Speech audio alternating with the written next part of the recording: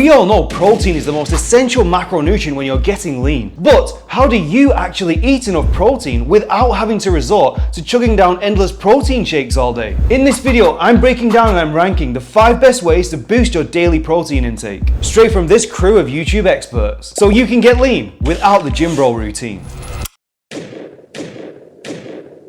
First up, we've got one of YouTube's best known self-experimenters. He's tested everything from the mythical turkesterone to wearing an electric ab belt for an entire week. And today, he's breaking down how to hit your protein intake without relying on meat. But don't forget, you gotta focus. I was getting the abundance of my protein from mainly animal products, but I started to strategize more and found out that certain plant products like sprouted grain toast or noodles. Alright, so 4 grams of protein from 80 calories worth of toast, or 7 grams of protein from 190 calories of pasta. These are nice little bumps, but we need some real talk. If you're getting too much of your protein from these plant sources, it's going to be hard not to overeat on calories during the day. But he's onto something really good here. Vegan options combined with the animal protein helped me get in more protein throughout the day easier so that I could hit that 200 gram mark. Boom, here's the key point. 200 grams of protein because he weighs about 200 pounds. He's just keeping it simple by following that classic gym bro code. 1 gram of protein per pound of body weight. But hold up, what does the science say about this gym bro protein code? Well, according to the latest research, you only need 0.7 grams of protein per pound of body weight. But there is a catch. What if you're aiming to get most of that protein from plant sources like pasta and bread? Will 0.7 grams from plants alone actually cut it? No, not unless you're smart about it. You see, essential amino acids, the building blocks that your muscles need, aren't as abundant or easily absorbed from plant sources, especially the MVP amino acid leucine, which is essential for us to hold on to our muscle. So you can see from this chart, to hit that 3 gram threshold of leucine, you need to be very strategic. For example, lean meat like chicken breast, you'll get there with just 200 calories or 40 grams of that. But if you remove meat, now we're looking at a whole different ball game. Eggs and soybeans come in strong around that 400 to 500 calorie mark for us to hit that 3 gram leucine threshold. But bread and rice, you need over 1500 to 2000 calories of these to get your 3 grams of leucine. And no one's gonna hit 2000 calories of bread just to hit their protein mark. Or at least I hope not. So like Mr. Pygmy said, bread and noodles, they're great for helping you boost your protein, but they're sidekicks, they're not the hero. Bottom line, Pygmy's strategy is solid. It keeps you topped up. But remember, you need a foundation of high quality protein in place first. And that's why Pygmy's strategy has got to go in the D tier. Helpful, sure, but foundational, not so much. And if you're serious about getting lean like this, I've got a free program just for you. 60 ways in 60 days to get lean without the gym bro routine. You'll get quick 2-minute daily emails from me, packed with an anti-gym bro nutrition tip or fitness hack that fits seamlessly into your life, making it easy to get lean on autopilot. You can sign up with a link in the description below. So let's switch gears and join Alex Hormozy. He's bringing the complexity way down and keeping things stupid simple. Just ramp up the meat. I guess there is a resemblance here. Interesting.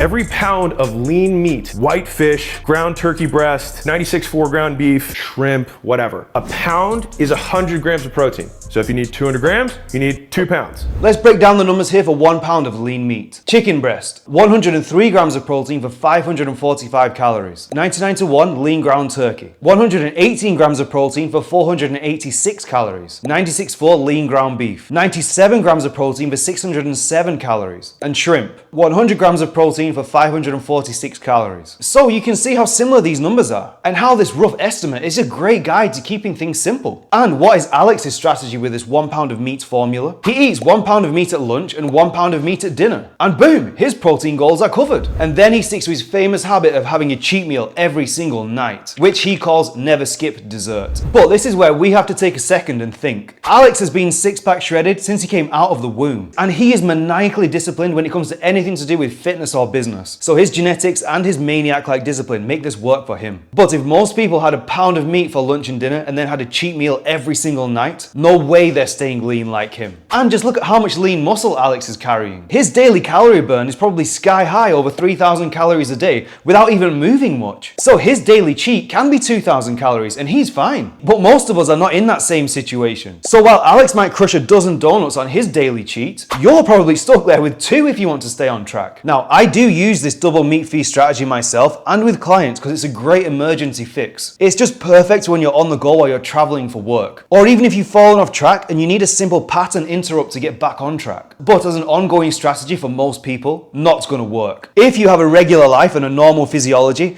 this just won't cut it as a full-time strategy, so this lands in the C tier. Now let's head to the other extreme end of the spectrum with Derek from More Plates, More Days. He's here to give us the no-nonsense approach. Have you seen those shoulders? This guy's serious. So why does Derek rely on a thick liquid for his extra 100 grams of protein? Take it away, Derek.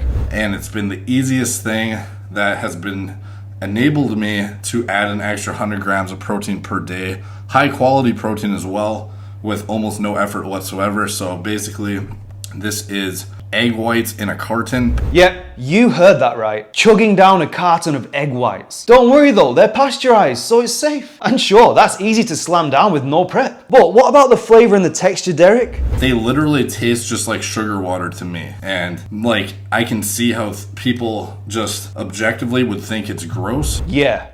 And what about the effect on your digestive system?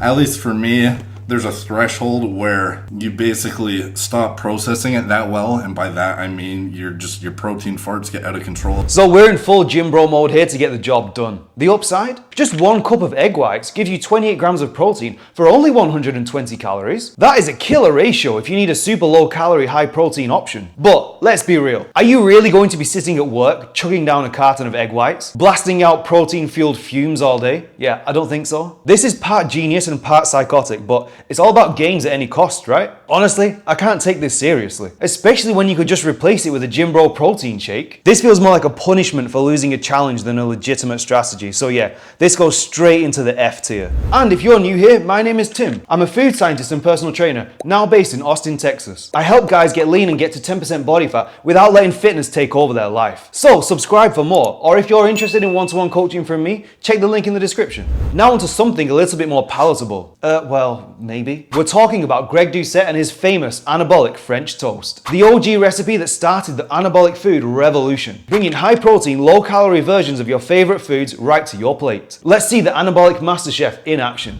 You take your bread, you dip it in, and you flip it back and forth. Are we seeing this? See that? You flip it. And what are we flipping the bread in? There we go again, egg whites. Seems like the gym bros just can't live without them. Add some sweetener, some vanilla extract, some cinnamon, and boom, you've got your anabolic masterpiece. Okay, so we get the picture. It ends up looking like this. It looks tasty, but what's the real nutritional breakdown? It's only 500 calories, okay? That's not a lot. 62 grams of protein. That's a lot of protein. 10 grams of fat, 36 grams of carbs, and 6 grams of fiber. So there's 2 clear points from Greg here. 1, if it doesn't taste good, you're not going to stick to your diet. 100% agree with Greg on that. Anyone that's coached clients knows that that is critical. Those classic chicken, broccoli, and rice meal plans, they do not cut it long term. In fact, the number 1 reason people fail to get the physique they want on their body transformation journey is because they fall off track with nutrition. And point 2, let's max out protein while keeping calories as low as possible. Admirable, but here's the downside. Food sensory science teaches us that our brain is simply not tricked by these pretend versions of French toast. This is not real French toast, and your brain knows it. Let's put it this way. Could you eat more of Greg's anabolic French toast here? Or could you eat more of this? The Cheesecake Factory's bruleed French toast. Yeah, exactly. Sure, Greg's recipe keeps you at 500 calories with a huge protein hit, while the Cheesecake Factory French toast clocks in at over 2,000 calories with only 25 grams of protein. And you might be thinking, that's the point, I'll eat less of Greg's. But here's the thing, you're setting yourself up for trouble. For when you finally get lean and you try and switch back to normal food, your brain is gonna light up like a kid when they taste sugar for the first time. And then cue the massive weight rebound from all the crazy hunger and cravings. And that's why I recommend diet breaks to all of my clients, letting them enjoy real calorie-dense foods in the context of their diets. This way, their hunger signals and their craving control are normalized by the time they get lean. As a tool to get in more protein and get lean, I absolutely love it.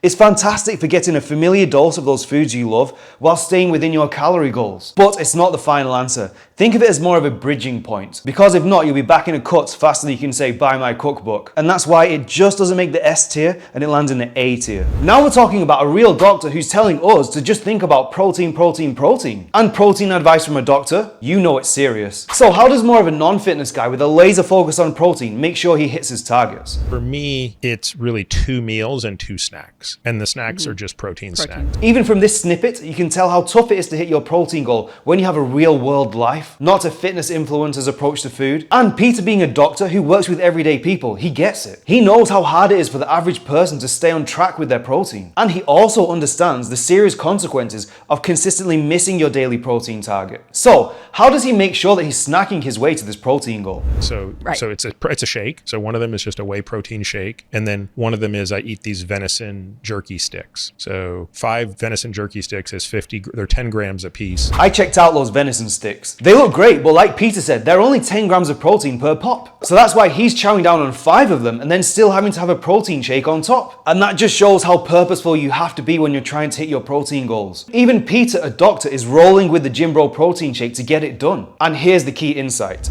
It probably consumes more of my dietary planning and dietary attention than anything else. I don't pay any attention to how many carbs and fat I eat anymore. I'm just paying attention to protein intake. And that's the core of it all. Whether you're downing egg whites, making anabolic French toast, or doubling your meat intake, hitting your protein goal is tough, but it's essential for building a healthy, strong, lean body. So just like Peter, plan your meals and snacks around a protein source. You have to actively plan your protein intake. And that's why Peter's protein planning approach, it goes in the S tier. It's not just about the jerky. It's about finding a protein planning strategy that works for you. And like Derek says, after chugging your egg whites, you'll experience a rapid influx of bioavailable protein, ensuring optimal nitrogen balance, while facilitating hypertrophy via the mTOR pathway.